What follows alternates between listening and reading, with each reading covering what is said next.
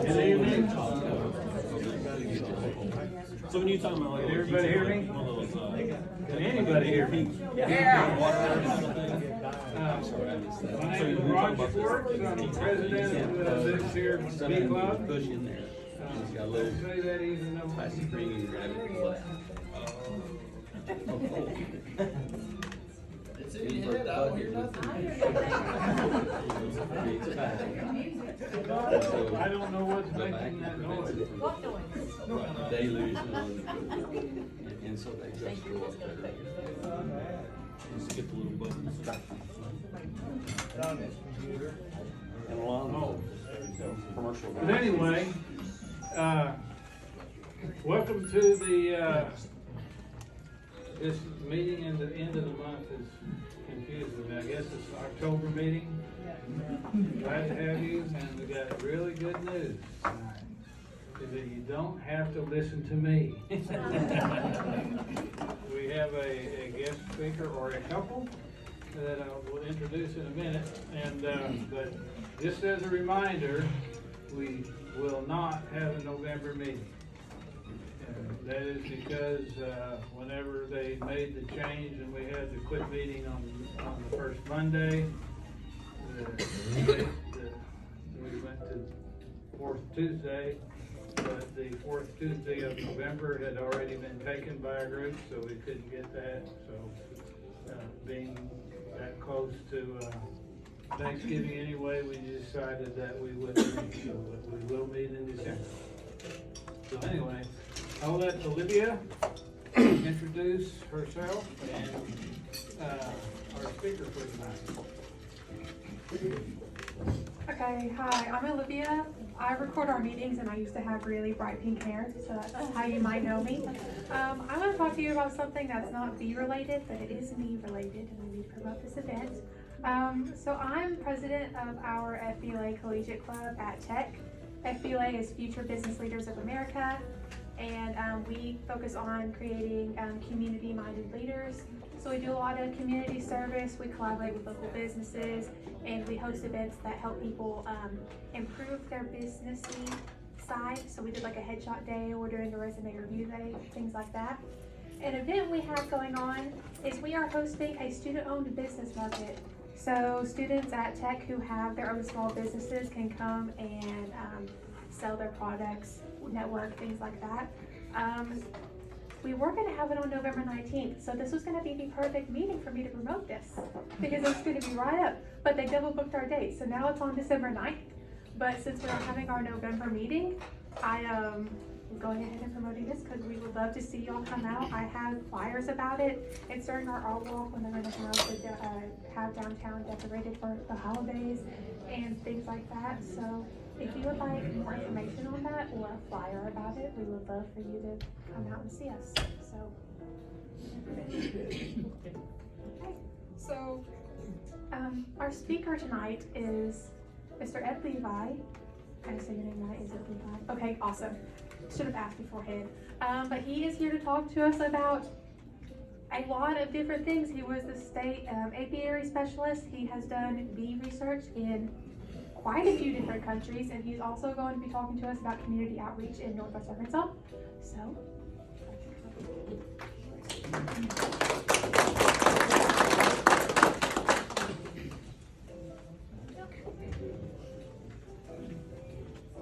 I don't know if I've met some of you before. Anybody remember? I was the state apiary specialist and inspector for the state for. Hold that closer to your mouth. Get in that mic. There you go. Or you can turn it up. Okay, can you hear me all right? Okay, I was the state apiary specialist and apiary inspector also at the same time for 25 years with the state plant board. So I probably have met some of you at some point. You probably didn't like seeing me because I was inspecting your bees. But I was involved a lot in starting new associations. I was involved a little bit with the one that used to be here, but I've heard good things about this one. In fact, I have some good friends up in Fayetteville where I live now that used to be very involved in this association. You might know Jeff and Maureen Grace. Well, they're your loss, they're our gain. The association in Fayetteville, I want to talk about it. That's mainly the main thing that Olivia asked me to speak about was the outreach program that we have and the program at the city library. So that's what I'm going to be mainly talking about, but she told me I could talk about anything as long as it was about bees. And I rarely talk about anything other than bees, so. Nobody's mad at a beekeeper, that's what we say. Oh, We yeah? stop bees. Well, do you know what happens to old beekeepers? They don't die, they just buzz off.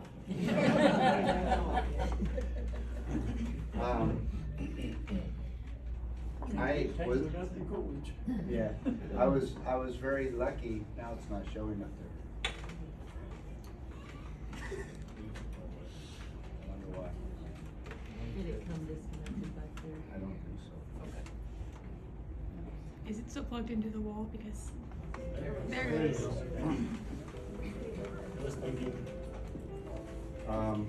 I was very lucky in getting into bees. I started beekeeping in France in 1972, so this is my 50th year. I got into it sort of by accident, but I got a stipend to go to university in southern France to study beekeeping for a 6-month intensive course. That was a beginning that I had no idea was going to lead where it led. I kept bees for 5 years in France, and then I moved back to the States. I moved to Arkansas. I was originally from California. I moved to Arkansas because I didn't want to be someplace that changed as fast as San Diego did, and I congratulate you for doing that. When I got to Arkansas, I started going to some association meetings. In fact, the oldest association in the state is Heber Springs. And I was involved in their association for a while and ended up being the speaker most often. And that led to being invited to become the state apiary specialist.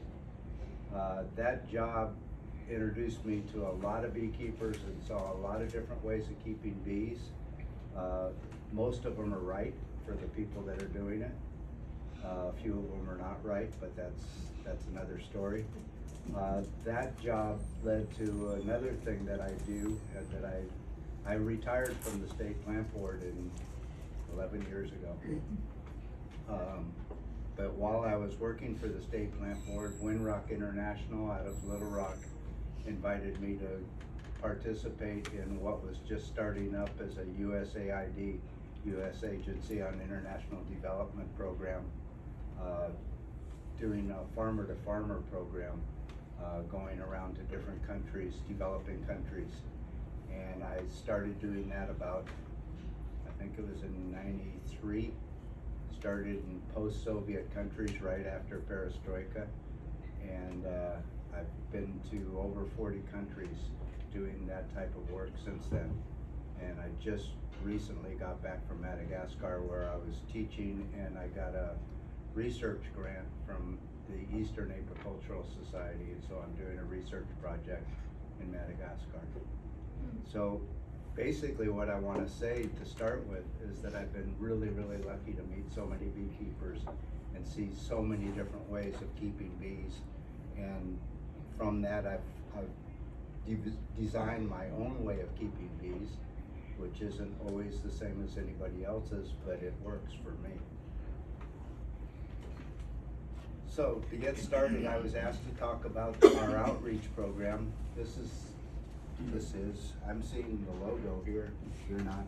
It's the one. It's the one that's back at the here. computer. Back of the machine. It's the way it's kicked up on this left hand there. If you put it down flat, it'd probably be better. Oh, Yeah, let's get rid of this podium.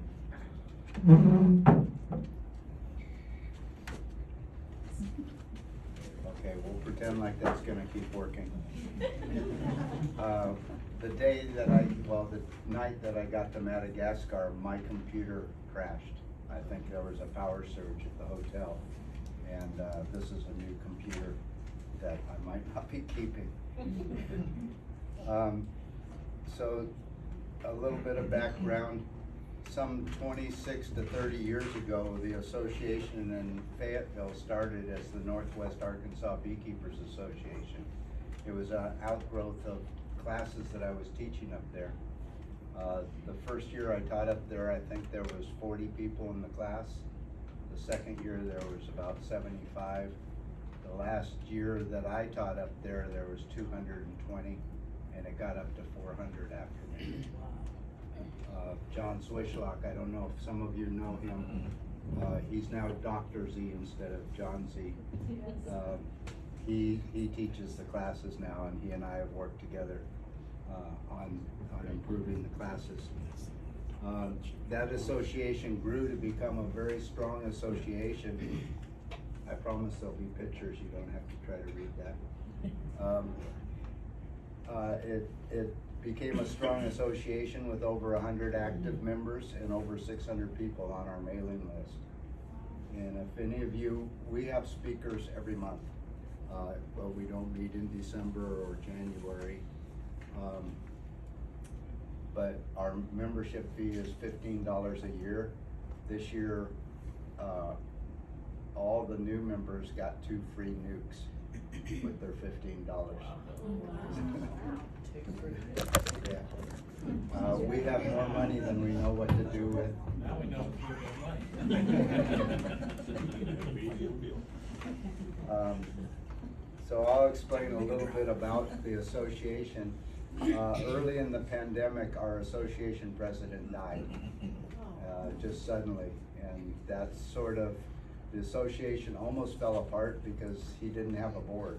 He had a treasurer who was also in bad health, and it looked like he was gonna die, and he retired instead. Retired in the business sense, not in the living sense.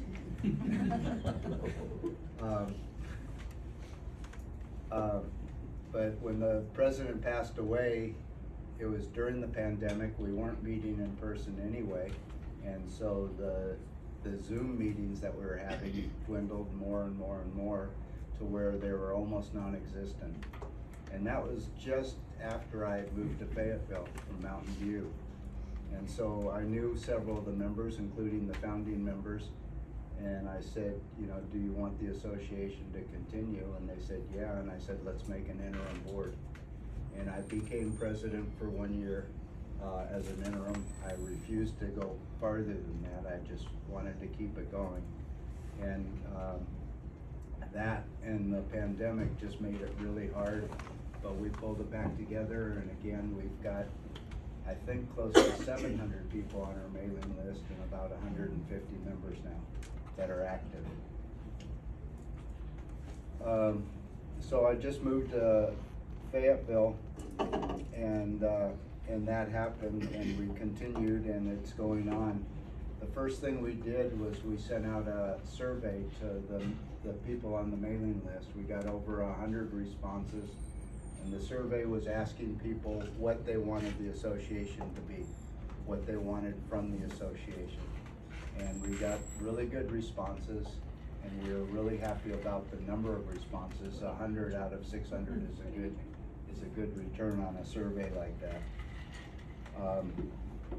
We recreated that interim board and directors and officers, and then the first thing we did was we created committees to follow through with what people responded to on the survey. And the committees involved finance and audit, because when our president died, we inherited a lot of money. That's why we got the nukes. We inherited quite a bit of money. And so we have a finance and audit committee that's trying to decide what we're gonna do with that money. And the nukes was a start, but we're gonna also do scholarships at the university for bee research and stuff like that. We have a website and social media committee. We have an equipment manager because we inherited a lot of equipment, and when old beekeepers buzz off, they often give their stuff to the association. So we sell some equipment, we give some equipment away to new members, and we have a manager of that equipment, a committee that does that. Nominations committee is run, the chair of the nominations committee is from here. Well, not directly from here, but he moved from here to Fayetteville, and that's Jeff Grace. And he's done a great job. We just had our new elections based on the nominations that he did. I sit on that committee with him. Jeff and I and Maureen are good friends. The membership and planning committee is run by Maureen, and she's now on the board also. And our planning committee puts together all the programs and then sees, you know, keeps a list of the new membership and then promotes the membership. Then we have a community outreach committee, and that committee was formed because it was one of the main things that the association members, the people on the mailing list, wanted, was community outreach. And so that's something I'm gonna be talking about. And then the apprenticeship and mentoring committee is something that I was really proud of. I've spoken at more than a dozen associations in the state. I was especially proud of the Northwest Arkansas Association because they had a mentoring program for youths. And if you look around, almost everybody here, including myself, has gray hair. So we were trying to get young people more involved. And so they would take 2 or 3 people, young people, every year and give them a bee suit, a smoker, and a hive of bees. And then they would go with a mentor to learn how to keep bees. Unfortunately, it took a while to find out, and I've found out in other ways too, that youths, especially boys, get overtaken by fumes. And that's car fumes and perfumes. And so they sort of disappear after a while. They're not keeping bees anymore. Or in Mountain View, we became a bee city. It's a national program. The youths I guided to help create Mountain View into a bee city, which means that a lot of plants are being planted along the highways and stuff like that. Well, those youths all got overtaken by the fumes. So the mentoring program is going on again, but it's not for youth necessarily. So anybody that wants to be mentored in our group can be mentored, and we just have a committee that's in charge of that. And actually the man that's in charge of it is past superintendent of schools. So he's done a lot of teaching and a lot of working with people and stuff like that. And he created the mentoring program in the first place, and now he's the chairman of this apprentice mentoring program. Well, what he does is he says, you know, he sends out something, and we put it on our website also. Any members that want to be mentored sign up, and anybody willing to mentor signs up, and then he matches them. And it works very well. I'm a mentor on that program. I don't have a mentee or an apprentice specifically, but I get called a lot by various people to ask what to do in this situation, or do I have a queen or not, or whatever first year or second year or even up to 5th year beekeepers are having problems with, they'll call their mentor. So it's a good program. When I was keeping bees in France, I had a mentor. And I suggest anybody that's new in beekeeping have somebody that they can follow through their bees and the apprentices' bees. It helps a lot. The planning committee, as I said, they provide all the programs, and those programs are based on the seasons and also what people said in the survey that they wanted to have. But as I said, Olivia asked me to talk about community outreach, and so I'm gonna sort of concentrate on that for a while. We often are asked to put together programs for schools, for master gardeners. We did the national or the statewide conference for the master gardeners. For the Horticultural Society, they had a statewide conference in Fayetteville, and we were present for that. And then we get asked to participate in farmers markets, setting up an observation hive and having brochures and talk to people. We have a stable of competent educators. Beekeepers are often educators because, I mean, you guys are, what, about 1/10 of the population? Beekeepers are, and everybody else thinks you're strange. And maybe you are. I know I am. But our farmers markets sort of look like this. We've got a beautiful farmers market in Fayetteville. It's on the square. It's surrounded by flowers and lots of people come. And there's an observation hive with kids just fascinated with the observation hive. The library project is a little bit different, but it is now part of the outreach program. I actually started talking to the librarian before I moved to Fayetteville because they were looking at improving and enlarging the library. The Fayetteville Library, I don't know if you know very much about it. It's worth a trip just to go up and see it. I can't speak enough about this library. It's absolutely amazing. It has things like flight simulators. It's got backhoe simulators that you can get licensed on.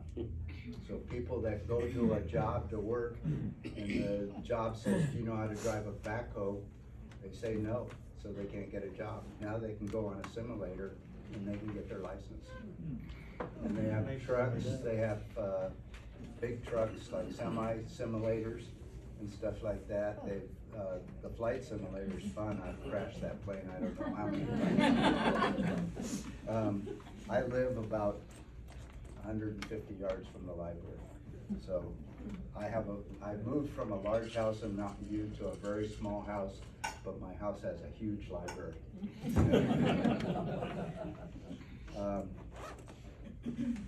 So I started by talking to the CEO of the library.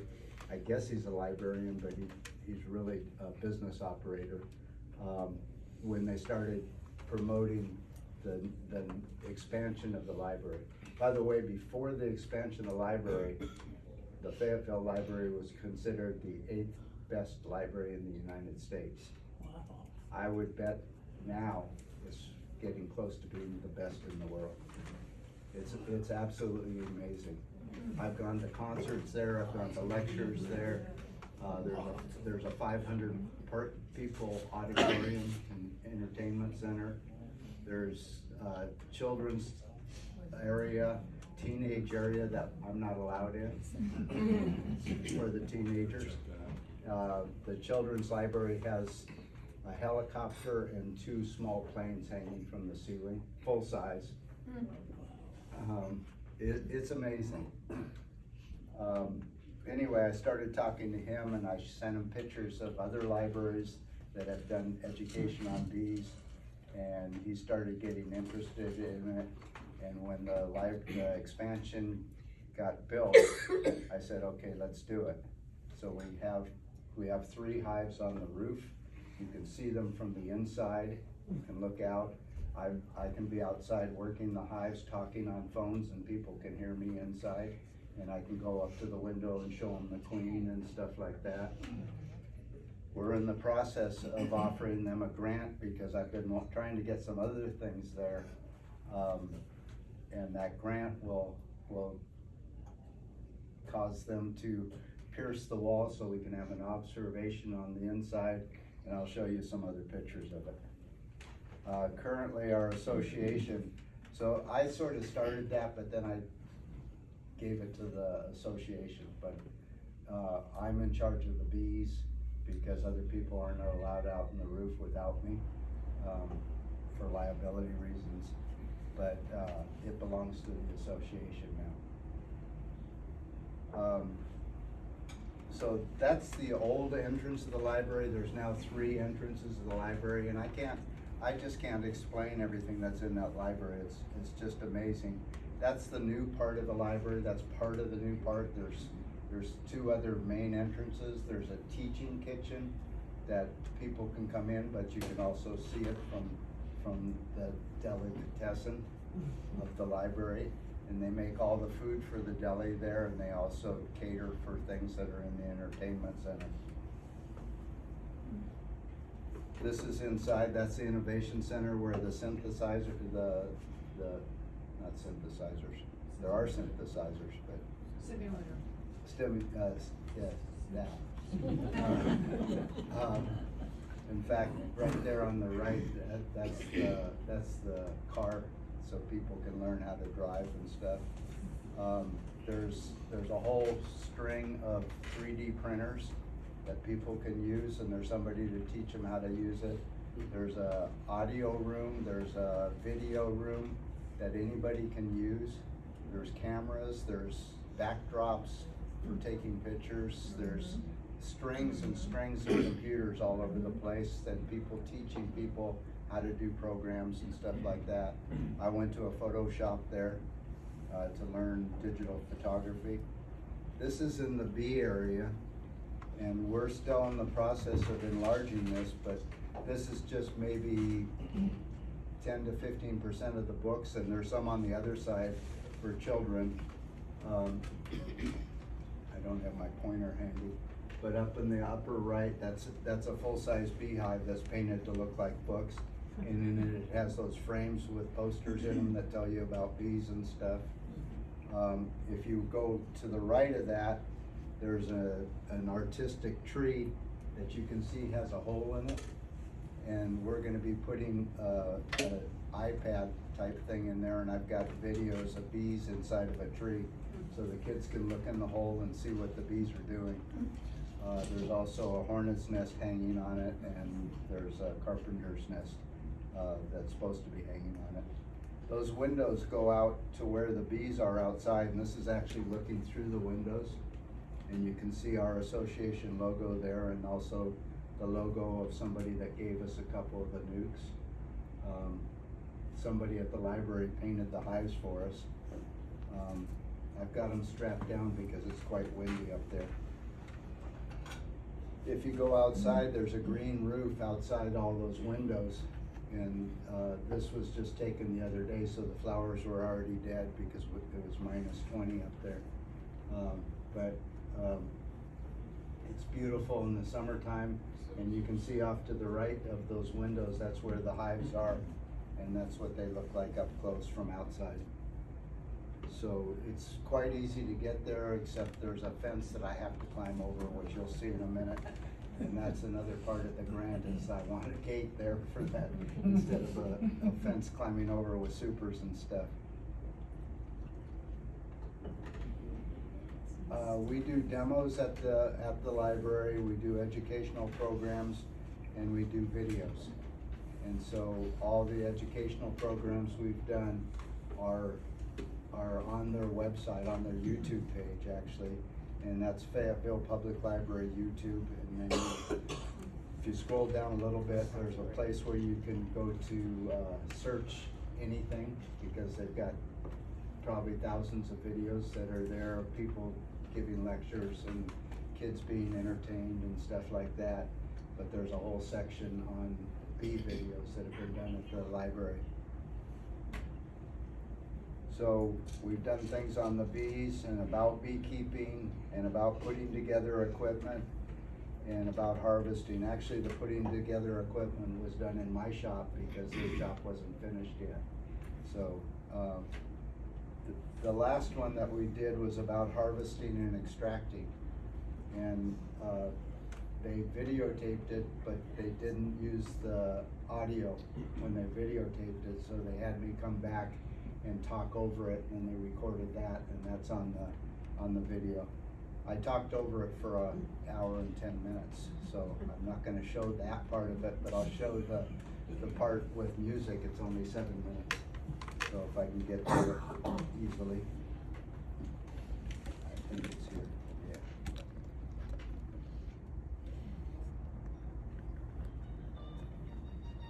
Here, you can hear the music. That's the fence.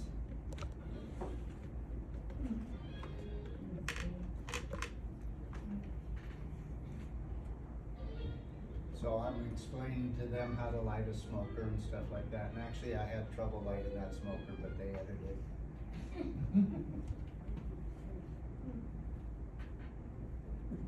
Oh, I'm sorry. This is.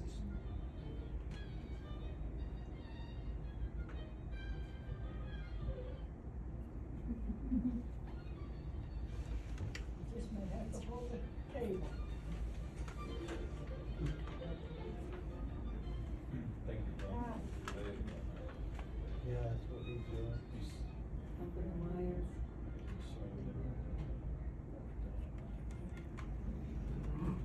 Yeah, I explained that the honey should be 70% capped. That first frame was a little bit under capped, but I ended up getting 15.5%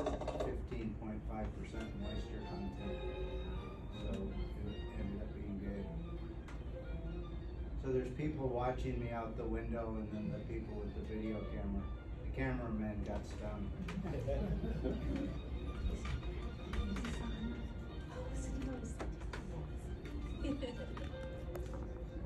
Guys on TV.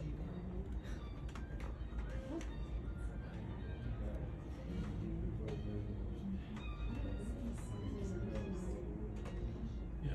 I had to get every bee off of the frames because I had to walk through the library to take them into the demonstration kitchen for extracting. So we were very careful not to bring any bees in the library. I don't do that at my house.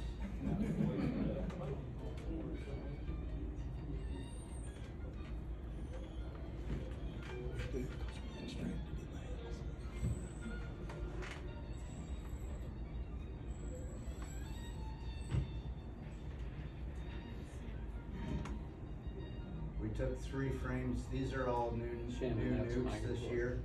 We took 3 frames of honey, they're That would be I'm moving showcased. faster now. If I had known they were doing that, I would have done a Charlie Chaplin walk.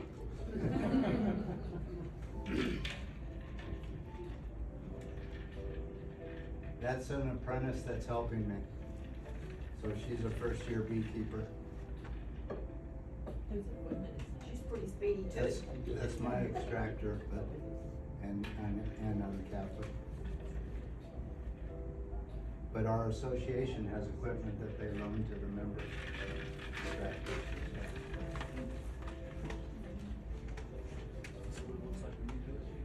No, I don't use a hot knife. I use a roller. How many of you have not extracted honey yet? 3.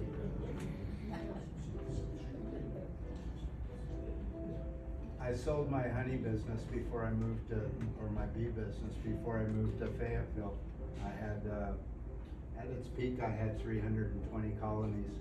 I didn't extract like this. I had an automatic uncapper and 2 32 frame extractors that were running all the time. Samantha's our automatic.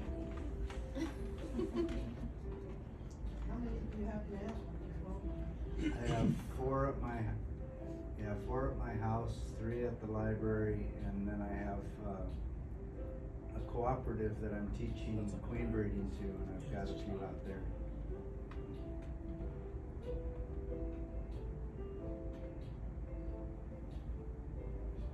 That's what happens to old beekeepers.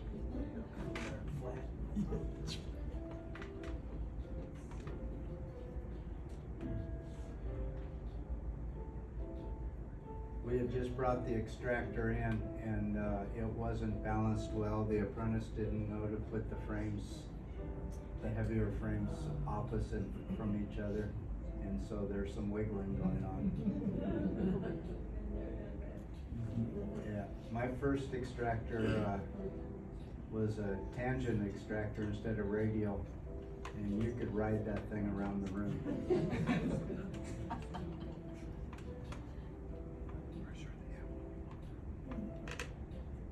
Oh, it is. Learned a lot of honey. When I did the voiceover on this, I explained to the people that a honeybee makes 1/12 of a teaspoon in its lifetime. Yeah. And it flies 85,000 miles to do that. not one bee, but the bees do. That's a refractometer, so I'm checking the moisture content, and that's where I got the 15.5%, which I've never gotten that low before.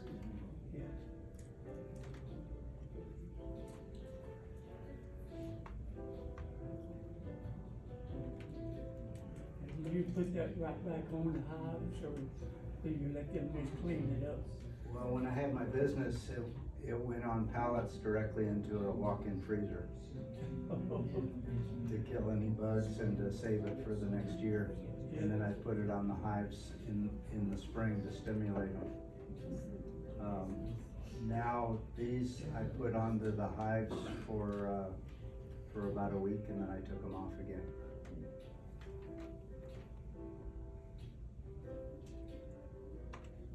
So this video is on the library YouTube page, but it's with the voiceover that explains what we're doing and rattles on like I do.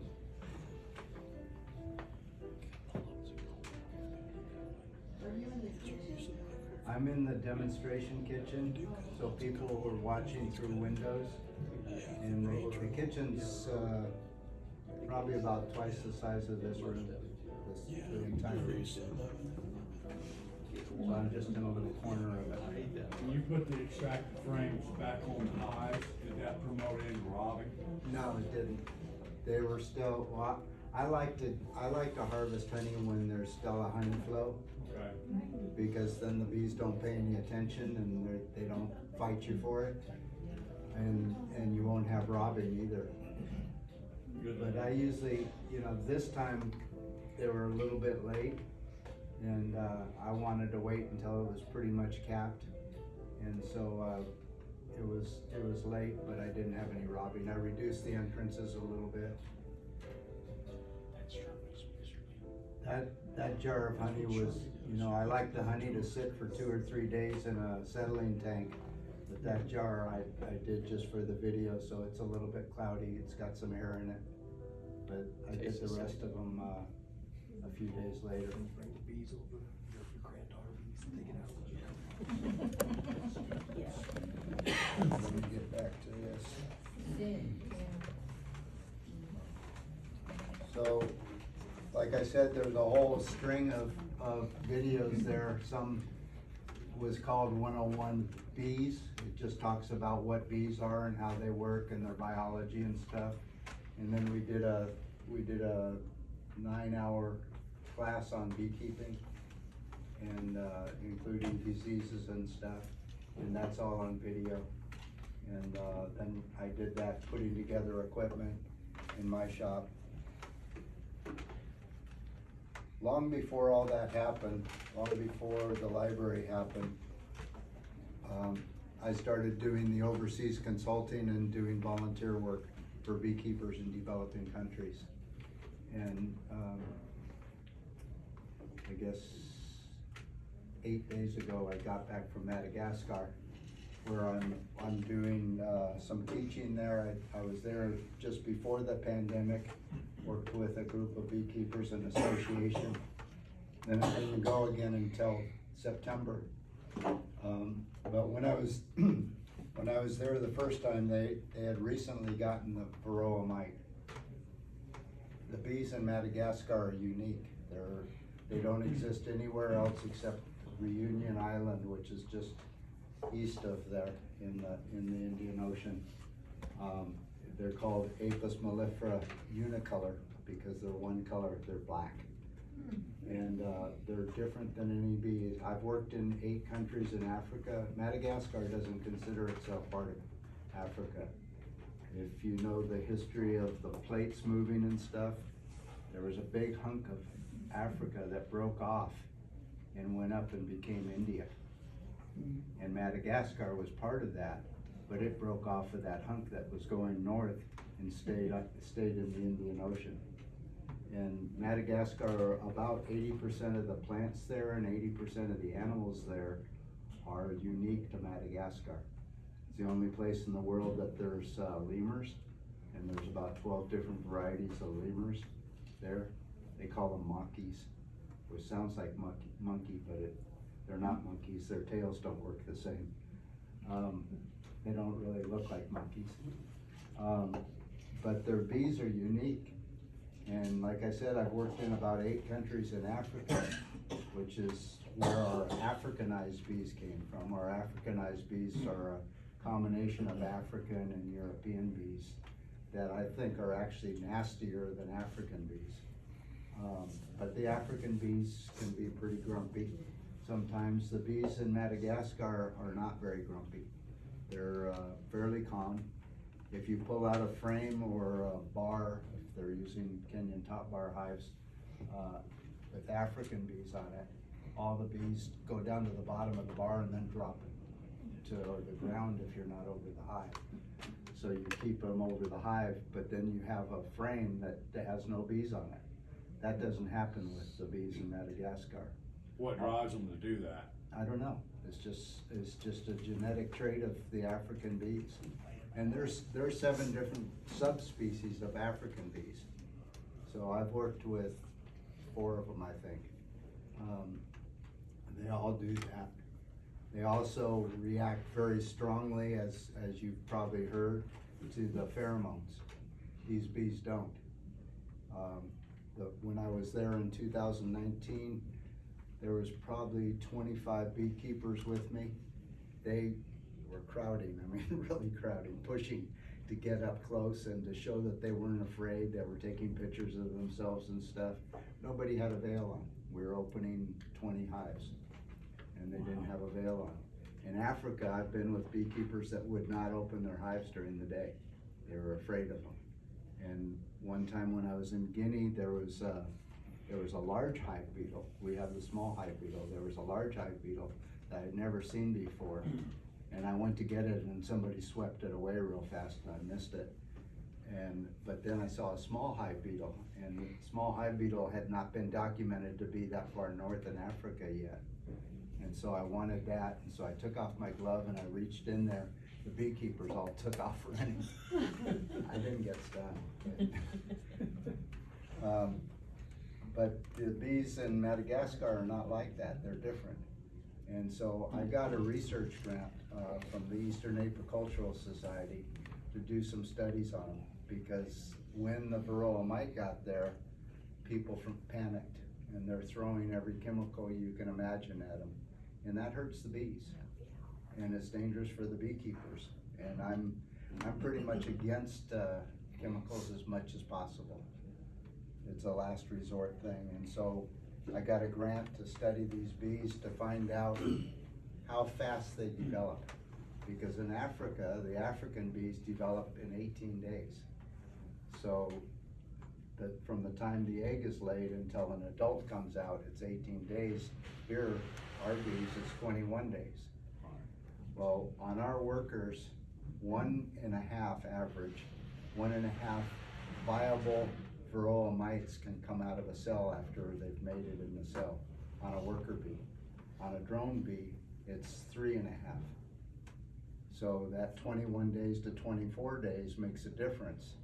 If their bees develop like African bees, they would have a natural defense against the varroa mites because they wouldn't be able to reproduce, except on the drones, and then they'd only get 1. So my grant was to study the development time. It ended up, and that's what I've been working on for the last 2 years, I guess.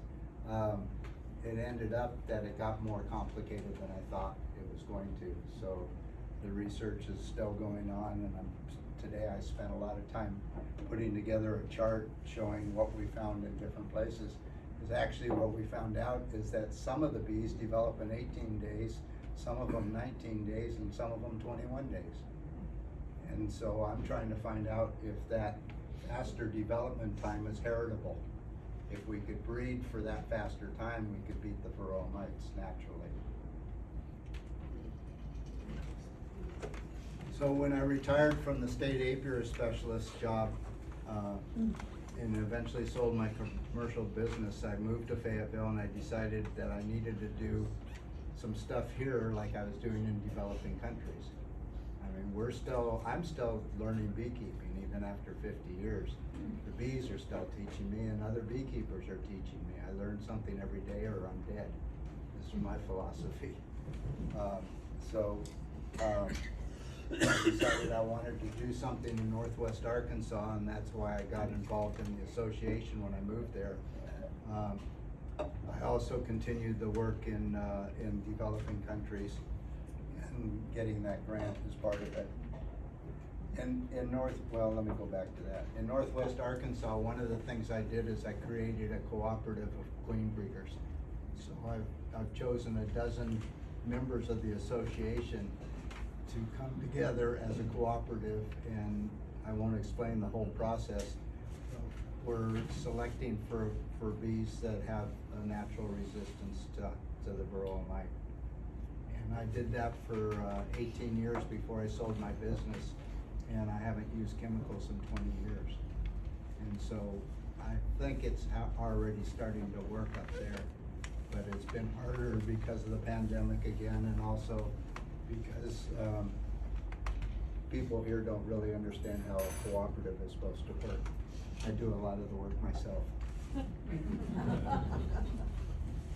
This is some of the countries that I've worked with bees in. Like I said, I've been all over the world. I did a lot. My first assignments were in post-Soviet countries. I think the State Department got involved in that. USAID is part of the State Department. State Department got involved in that because when the Soviet Union fell apart, they didn't want people to go back to communism. They wanted to become capitalists. And so they wanted people to help them learn how to be business people. I've done Nepal, I've been there 12 times. Bangladesh, I've been there 6 times. Kazakhstan, a couple times. Ethiopia 3 times. Armenia 6 times. Ukraine a couple times. I'm sick about what's happening in Ukraine. It's a beautiful country. And then lately it's been mostly Africa. I lived in Morocco for a year, and I lived in France for 5 years, and Switzerland for a few years. Besides that, like I said, I continued to teach beekeeping classes, do lectures and presentations at the library. I'm part of the Northwest Arkansas Beekeepers Association mentoring program, and I've organized this queen breeding program. So I feel like those are all outreach programs that I have sort of given the credit to the Northwest Arkansas Association. The work I did in Madagascar, when I was there in 2019, I worked with an association of beekeepers, and they were great. They really wanted to learn and everything. January and February of this year, they got hit full on with 200-year cyclones. And not only did it wipe out their houses and their bees, but it wiped out the jungle, so the bees that survived are starving. So it was really, really sad. I visited with the president of the association. I'll show you a picture in a minute. And he had built from the time that I was there in 2019 until the cyclones hit, he had made more money that he had built a new house. The house got wiped out by the cyclone. And when I say a house, it's not like a house we built. Their houses are pretty simple, and you'll see that in the picture. And I told you about the research project that I'm working on. This is the guy on the second from the left is the president of the association. His name's Joseph. I don't know if that's his son or just a member of the association, but we're in his bedroom actually. He's sitting on his bed. And that's my interpreter and sort of partner now in a sense of the word. She's working as my assistant on this research project. She speaks French very well, and she speaks English also, and then she speaks Malagasy, which is the native language there. So Joseph's talking to us in Malagasy French mixture. but that was a sort of a follow-up trip that I made to go visit with him while I was there last month, and to find out how he was doing and stuff, how the association was doing. This was an interesting problem. This is where I was working mainly in Madagascar this year. It's down in the southeast on the Indian Ocean. Somebody has planted a bunch of acacia. I don't know if that's the right way to pronounce it in English. Acacia? Yeah. And apparently this plant is making a ton of pollen, and they're having a problem. You can't tell that very well from here. It looks sort of like brood, but the bees are crowding the queen out with pollen. And so I've had that problem in Mountain View, but not to this extent. And I found out if you take those frames full of pollen and soak them in water for a couple days and then take a hose and wash them out, the pollen comes out and then the queen can lay again. But that frame is just, there's a little bit of brood in the center and on the upper left corner, but it's just full of pollen. I don't know why that happened. Do you not harvest the pollen? They're not ready to harvest the pollen right now, but when you harvest, I do harvest pollen just for myself. I believe in pollen. I'm very careful where my bees are that I'll collect pollen. When I used to take them down to the soybeans, I wouldn't collect pollen down there to eat. But in Mountain View and also in Fayetteville, I usually collect enough pollen for myself for a year, putting a teaspoon on my granola every morning. But when you collect pollen, what the bees do is they send out more foragers for pollen. So they always get a little bit of pollen through the pollen trap, and they just send out more. So they won't have less pollen if you trap it. They'll just work harder at it and they won't make as much honey. But they have to have pollen. Pollen's the protein that they need for making babies. I don't know why the program's stopping there. I have more pictures. I think what I'll do is I'll just go to pictures. Get out of here. So is your reason not to get the pollen from the soybean due to the herbicide being used? Pesticides, yeah, general pesticides. Well, they normally don't put pesticides on the soybeans, it's herbicides for the They grass. normally don't, but I was down in Stuttgart and they have a lot of malathion and stuff for the mosquitoes. Oh, okay, yeah.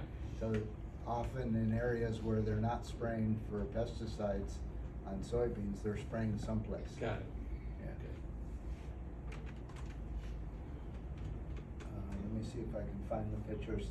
This program actually, I created it yesterday and it went on farther than this. But,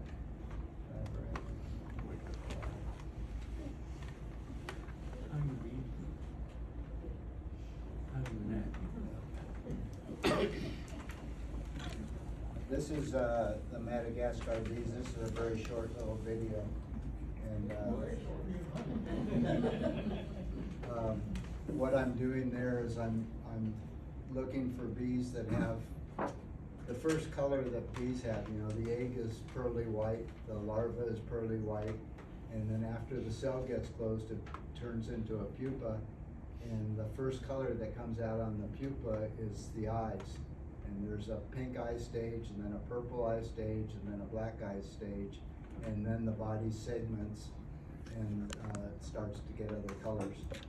Well, I know when those stages are supposed to be in both European bees and in African bees.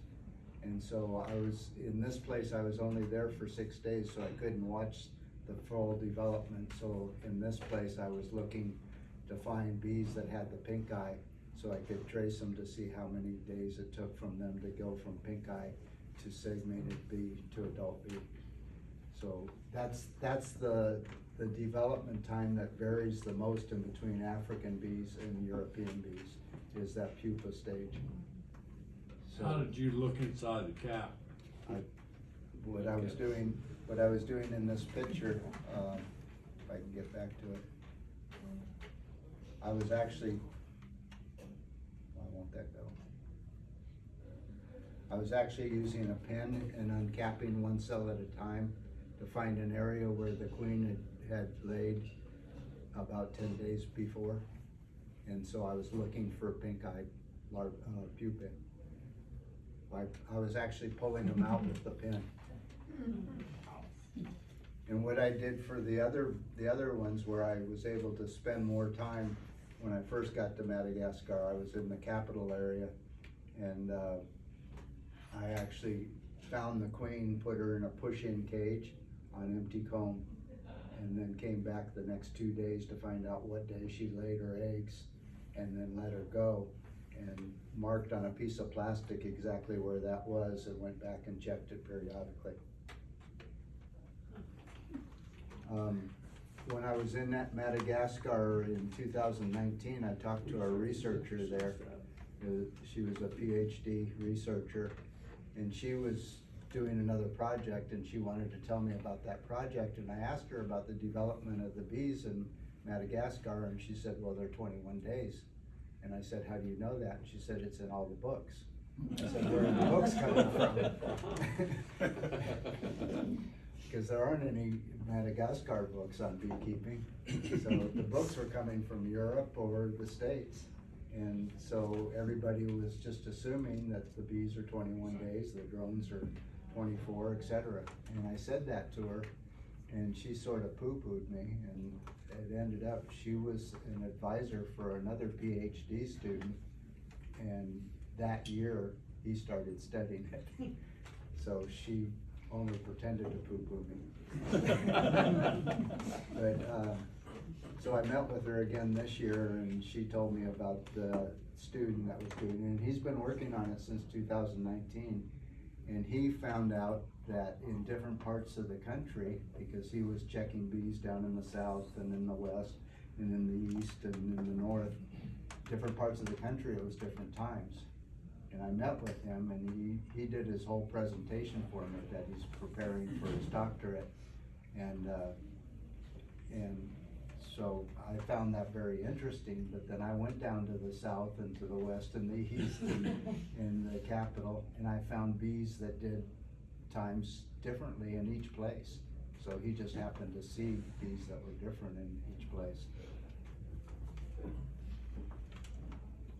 Let me see if I can find those other pictures. And you think you know everything about me?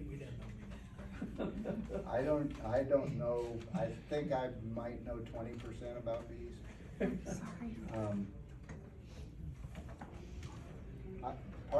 Part of my job when I worked for the plant board, I became president and then vice president and then secretary. I worked my way down of the Apiary Inspectors of America, and they have a conference every year, and I was in that association for 20 years, I guess.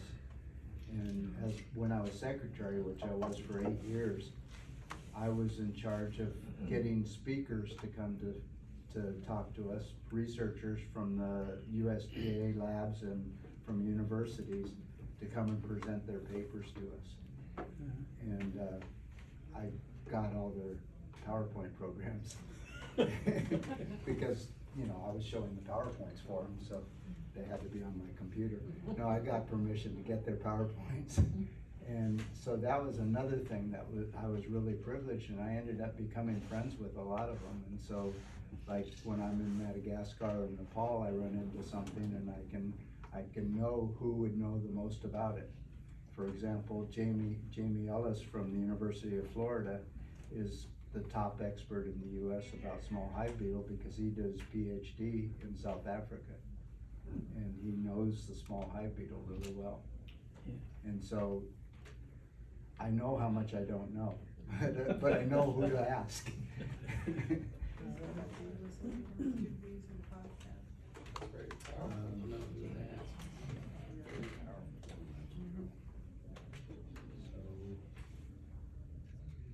I showed you that picture. Let me see if I can get to other ones here. These are all library.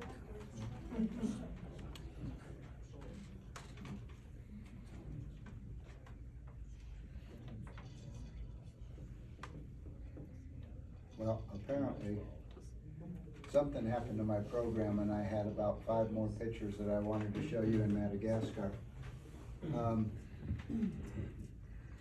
I'm open to questions. I don't know how much time we have, or if you have questions, or if you want questions, or. Yes, So, sir. I have lots of questions, but, how did you, say again, how you got your pollen out of your comb? Oh, I just Go take ahead. one frame and put it in a bucket of water and let it sit there for 2 days, and then I hose it out. Cause I had exactly the same issue with the hive. Too much pollen. Yeah, they just had it full and the queen had no place, she was spotty all around, and I Yeah. thought, well, there's something wrong with her, but then I looked at, well, she hadn't got any place to lay, cause they got pollen. Yeah, yeah, you can wash it out.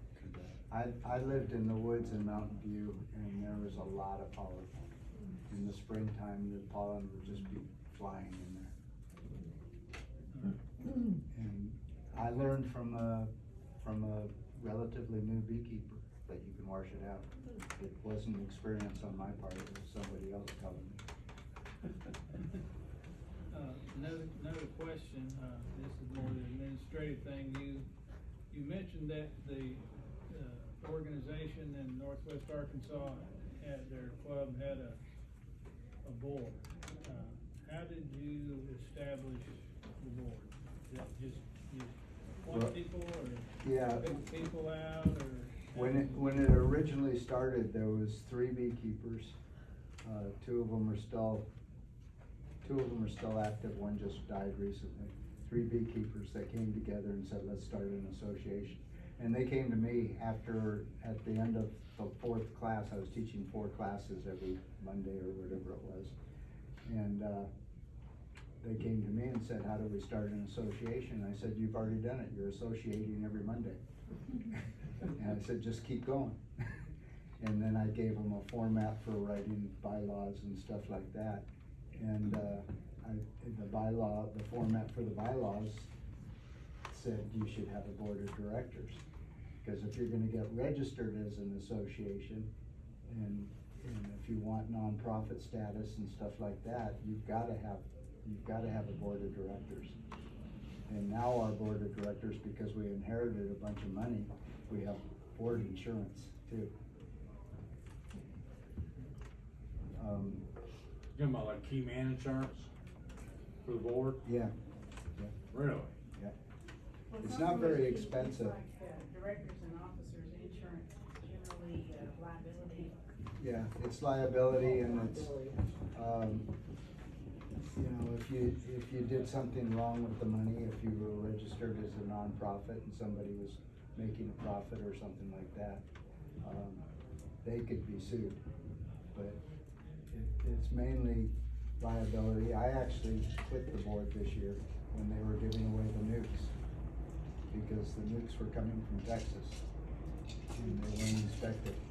And I said, I don't wanna be on the board if that's happening. I said, I want them inspected. I was an inspector. In fact, I was hired by Texas to go down and inspect their inspection program. And I knew how bad it was. Why didn't you inspect them? Why did I inspect them? Why didn't you Oh. inspect them? Because I don't have a lab. Well, we did what's called a FABUS test, and all the bees, and I don't know if they're doing it anymore. I was in charge of the Africanized program for Arkansas, and we put together an interagency committee, people from the health department and the education department and the extension, and all those people were on the committee. And we made rules about where, if we find bees in a county, if we find them in two corners of a county, that county is quarantined.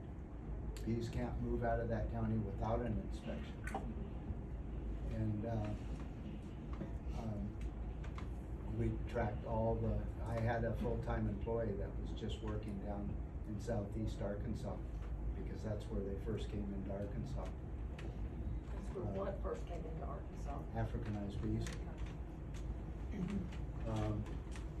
So we had a program where we were doing a FABUS test.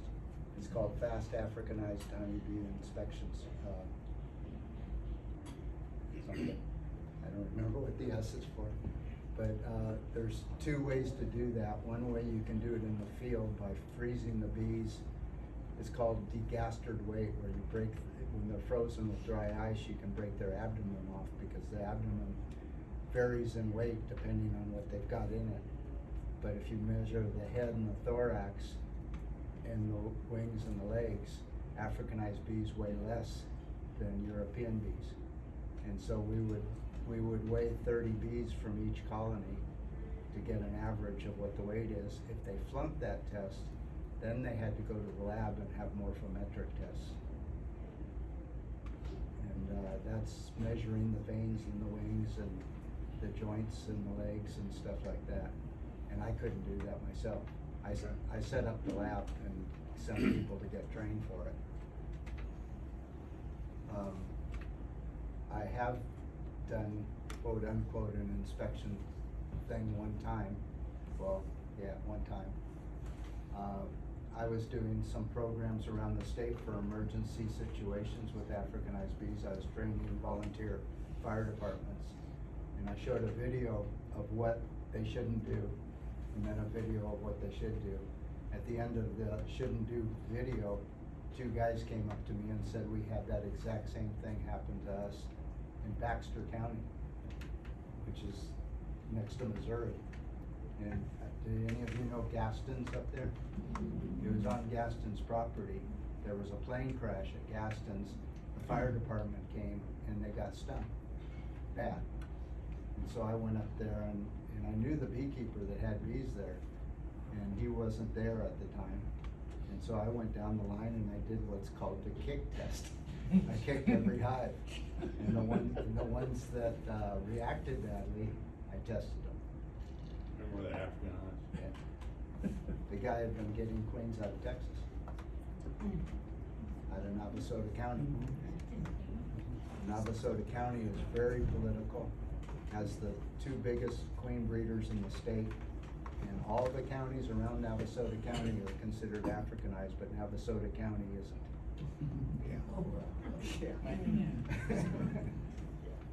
Sir, expand that to us about Arkansas. A couple of years ago, well, we've been in this 8 years only, but we were told that there had been Africanized bees found in the Texarkana area. Yes. And then we thought, that's odd. What's the situation now? You're putting me in an awkward position. When I stopped doing the inspections and having a full-time employee doing inspections down in the Texarkana area, we found bees in 8 counties, Africanized bees in 8 counties. We had traps all over the state, at truck stops, at train crossings, all over the state. Right now, there are 8 counties that are considered Africanized. It hasn't changed. I've been retired for 11 years. Okay, and do the Africanized bees and then our own bees, whatever's here, do they become one? Do they integrate, whatever the word would be, so that now? Yeah, Africanized bees will take over an area. They make more bees than honey, generally speaking. And their drones get up earlier in the morning and they fly faster. So when a virgin queen of a European colony goes out on her mating flight, if there's Africanized bees in the area, it's a good chance that she's gonna get bred by Africanized bees. They breed about, 12 to 15, 17 times. And so you can get a percentage of the bees that are Africanized and a percentage that's not.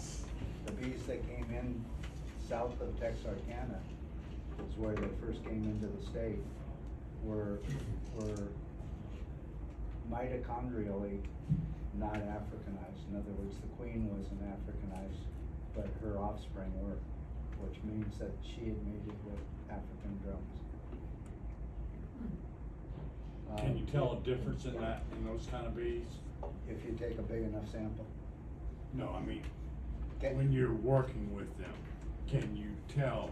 Yeah, it will keep going more and more Africanized. As a matter of fact, if, for example, I got called here in Russellville one time, there was a swarm at the school, on the entrance of the school. And I went and got it and tested it, and they were fine. And, so they weren't Africanized. Not all swarms are Africanized, but I got called in Conway one time. Actually, the urban entomologist at the extension service called me and said that his wife went to the dentist, and when she was going in the dentist, she noticed bees flying in and out of a water meter. Well, that's suspicious. You know, usually European bees won't go in water meters, but Africanized bees will go down to lower places. Our bees will swarm up this high or higher. So I went there and tested them, and they were Africanized.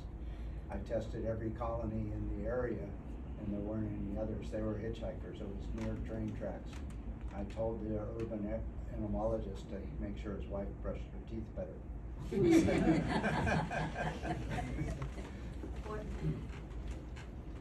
What are we running into? Fire ants, they just migrating on up, ain't they? Yeah, they are.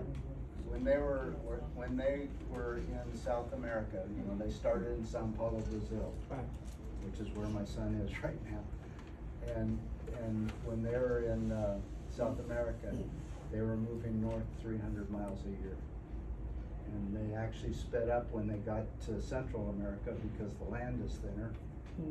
And we thought they were gonna get to Texas faster than they did, but when Mexico spreads out, they sort of spread out. Then we thought they were gonna get to Arkansas faster, but it was a dry year and they stayed in the valley in Texas. So they actually got to Arkansas quite a bit slower than we thought they would. But we found them the day they got there. Do they make a difference in the honey flow? Are they more aggressive? What's The difference of Africanized bees and European bees is numerous, but as far as honey, in our climate, they don't do as well because they make more bees. They'll swarm up to 12 times a year, and their swarms will swarm. Because they overpopulate an area, and then their swarms go farther than ours do. Ours usually won't go very far, but theirs will go like 3 times farther. They use their resources a lot more for raising bees than storing extra honey in our climate. In South America, the bees that were brought to the Americas, bees aren't endemic to the Americas, they were imported. The bees that were brought to the Americas, both the North America and South America, came from Europe. Well, when they took European bees to South America, they never did very well. And that's why they brought African bees over to mix with the bees, hoping that the tropical blood, if you will, would help them make more honey. And in fact, they do make more honey in South America now that they have Africanized bees. And to answer her question a little bit more, there's another way that they will take over European bees, and that's called usurpation. You'll see especially in Arizona, they've studied this, where a swarm of Africanized bees will swarm either close to or on the side of a hive of European bees, and slowly they'll go in, just a few at a time, and they'll get in, and pretty soon they'll kill the queen, and the rest of them will go in. That's called usurpation. As a new beekeeper, I try to catch swarms. It's my second year. I caught 3 swarms last year. What would be a sign? What would be my telltale sign that I've got an African colony, Africanized bees? I mean, is that a chance? Sure, it's a chance, but it's probably not likely until they're known in the area. Okay. Now, down in the southeast of or southwest of the states, when they came in Texarkana and that area, people didn't know what was happening, and they were pretty prolific. I mean, they were spreading fast, and they were swarming a lot. The first time I went to Guinea, I was teaching I was actually hired by the Ministry of Forestry to come to Guinea because the beekeepers they had straw hives in trees, They were afraid of their bees, so to get the honey, they would light the hive on fire and kill the bees and then take the honey. And they were burning down the forest. And I saw a whole village go up because the villages are made out of forest material. And, where was I going with that? Oh yeah, I taught them how to make Kenyan poplar hives, and we put out 63 hives. They had a formula of cow dung and some other herbs that they rubbed inside the hive. I found some lemongrass and added that to their formula, rubbed it inside the hive. It was swarming season in Africa, and in 2 weeks we had 59 swarms in those hives. Wow. So, I mean, in Africa during swarming season, it's just like, they're just going by. I haven't had bees for a couple of years, but talking with other people, they said that the bees this year were more aggressive than normal. If you can answer, I don't know, but what is your prognosis for this area on our bees, and do we just look for meaner bees, or what do you do? I don't know if I can answer that. I can tell you that if the Africanized bees are coming closer, the European bees do react to them. And they do become more aggressive, but I doubt that that's what's happening. But even though they become more aggressive, doesn't mean then that they are mixed with the Africanized bee, they're just trying to protect their hives better. Yeah, yeah. And as far as them being more aggressive this year was hot and dry. Bees were hungry and bored, didn't have anything to do but protect themselves. So, you know, I didn't have any more problem with my bees than I normally do, but, and I don't dress up, I often work in shorts, and I don't know if you noticed in the video, I had my veil pulled down under my chin. I don't think I've put my veil up once this year in my bees. How do the African bees handle the winter? They don't do as well. And there was a big argument in between Chip Taylor, who's the guy that's started the whole Monarch Watch program. He's out of the University of Kansas. And Al Dietz, who was considered the national apiarist, about how far north they would go. And Chip Taylor said that he drew a line across the states and said that's as far north as they can go because they can't survive in colder weather. Al Dietz said the bees have been around since before the Ice Age, and they've adapted. They've already gone farther north in California than Chip said, and they've gone farther north in other places. Whether or not they've survived or just died back and gone back up north, I'm not sure. It doesn't sound like they store as much honey. They don't store as much honey, they don't cluster as well. They developed in tropical places, and so they don't need to store as much honey because there's flowers almost all year, and it's warmer. In Madagascar, I said, how cold does it get? 43 degrees. That was the day before it was 20 in Fayetteville.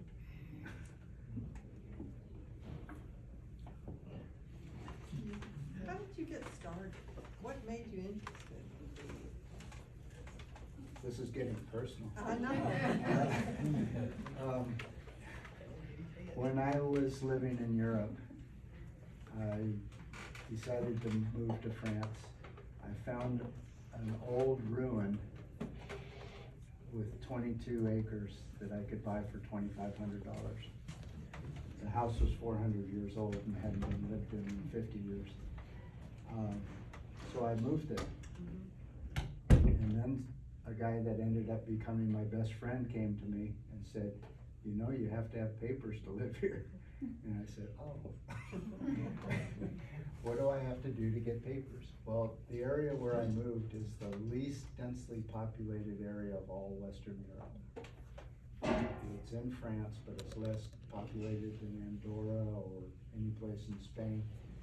And And I said, what am I supposed to do? He said, you have to have a job. And I said, there aren't any jobs here.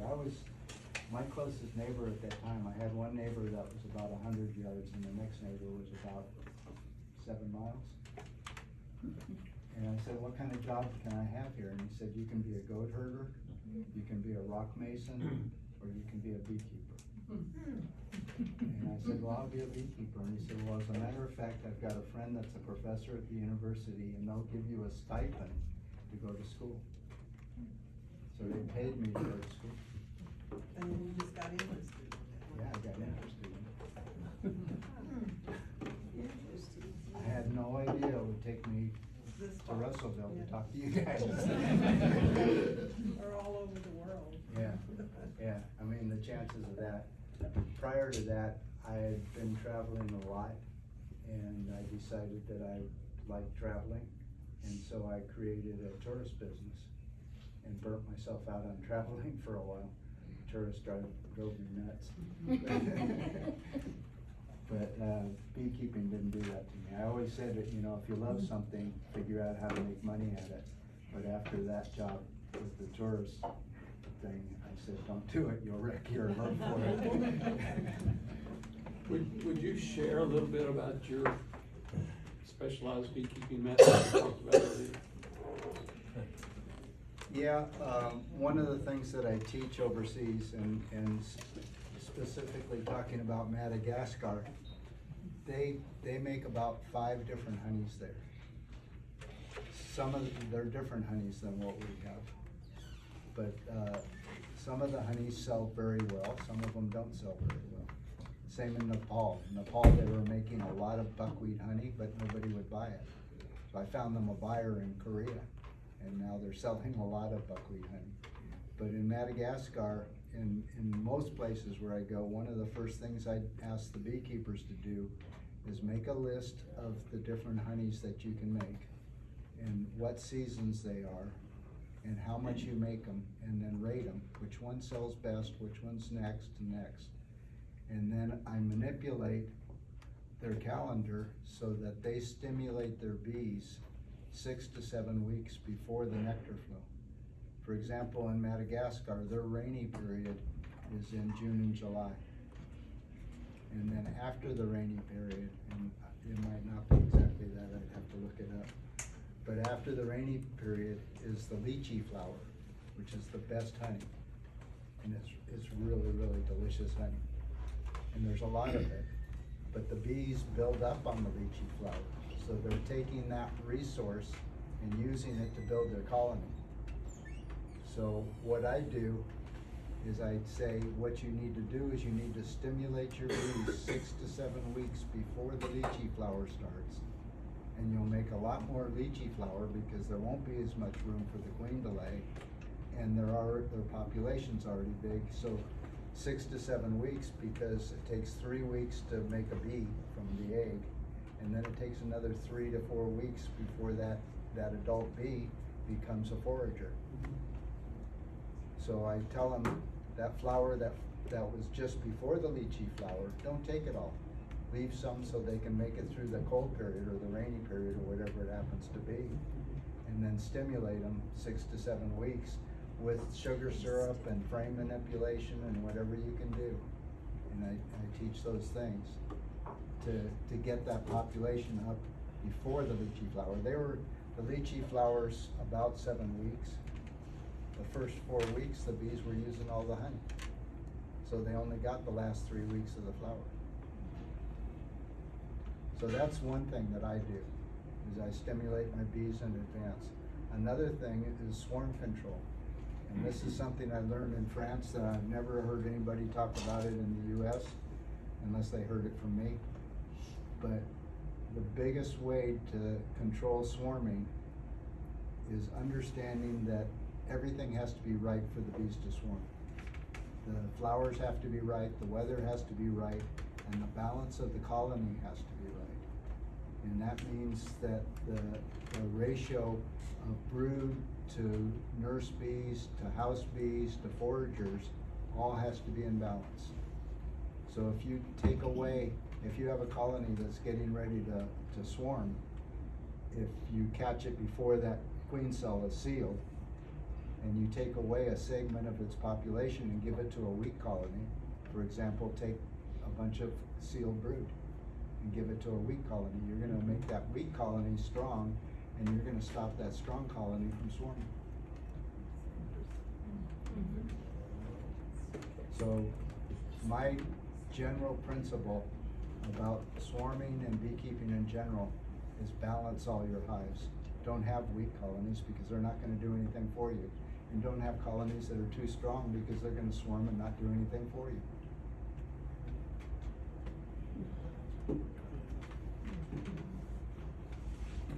Your stimulation, you said, didn't include pollen substitute.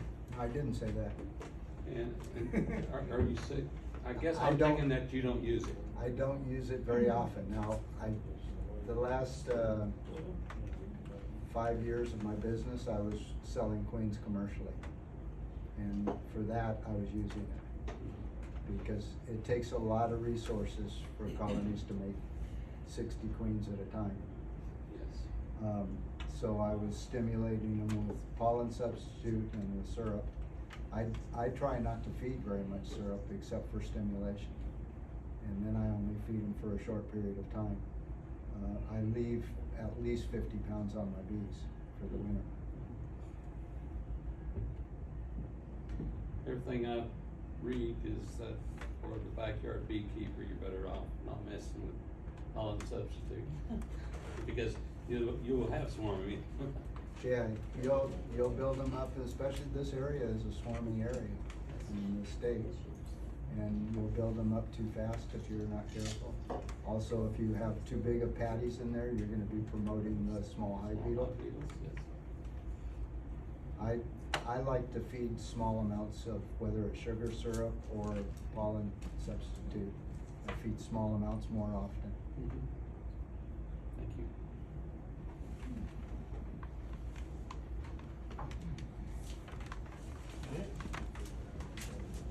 Any other questions? Oh, thank you.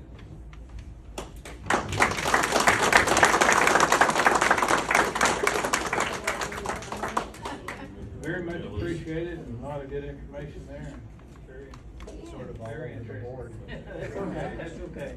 And all over the board kind of people. They're used to listening to me, so. Okay, just a reminder, there will be no meeting in November, and, we don't have any door prizes tonight, so we'll forego that, so. Without further ado, I thank Olivia for making the contacts and getting Mr. Levi here, appreciate that a lot. And, anyway, so that's the end of the meeting, so we'll see you guys in December.